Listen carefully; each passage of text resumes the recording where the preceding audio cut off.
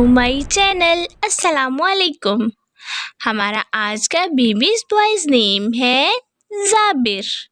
ज़ाबिर के इंग्लिश में स्पेल्स हैं ZABIR, ज़ाबिर।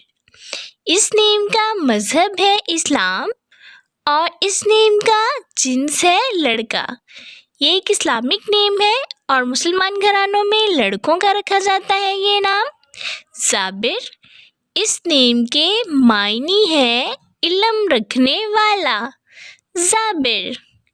इस नेम के हरूफ की बात करें तो उर्दू में इसके 4 हरूफ के साथ एक लफ्ज़ बनता है ज़ाबिर और इंग्लिश में 5 वर्ड 1 लेटर ज़ाबिर।